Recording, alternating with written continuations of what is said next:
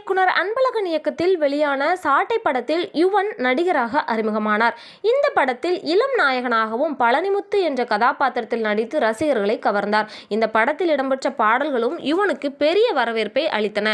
இந்த படத்தின் வெற்றியை தொடர்ந்து கமரக்கட்டு, காதலை தவிர ஒன்றுமில்லை, இளமி, அடுத்த சாட்டை போன்ற படங்களில் நடித்தார். சாட்டை படத்துக்கு பிறகு அவருக்கு இளமி படம் நல்ல பாராட்டை பெற்றுக் கொடுத்தது. அடுத்தடுத்த படங்களின் தோல்வியால் காணாமல் போனார். அடுத்த படங்களில் நடிப்பது குறித்த தகவலும் வெளியாகாமலே இருந்தது.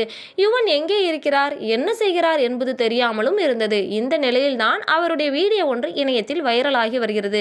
அதாவது அந்த வீடியோவில் சாட்டை படத்திற்கு பிறகு பல படங்களில் நடித்துக் கொண்டிருந்தேன். அந்த நேரத்தில் இயக்குனர் பாலா படத்தில் நடிக்க கமிட் ஆனேன். என்னால் நம்ப முடியவில்லை. இயக்குனர் பாலா படத்தில் நான் நடிக்கிறேன். இதை வெளியே யாரிடமும் சொல்லாமல் மனதுக்குள் வைத்திருந்தேன்.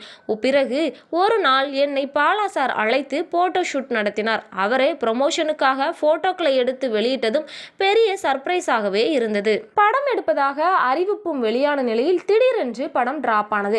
படப்பிடிப்பு நடப்பதற்கு முன்பே இந்த அதிர்ச்சி செய்தி கேட்டு எப்படி ரியாக்ட் செய்வது என்று எனக்கு தெரியவில்லை.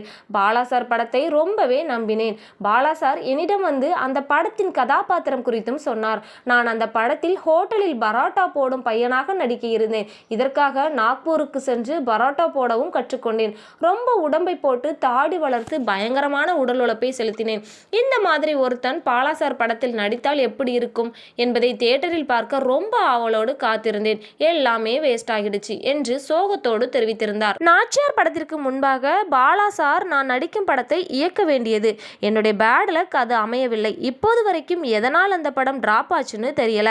இந்த விரக்தி தான் நான் படத்தில் நடிப்பதையே நிறுத்திவிட்டேன் என்று எமோஷனலாக பேசியிருக்கிறார் யுவன். இது போன்ற சினிமா மற்றும் சீரியல் சம்பந்தமான தகவல்களை தெரிஞ்சுக்க சினி டைம்ஸ் சேனலை சப்ஸ்கிரைப் பண்ணுங்க.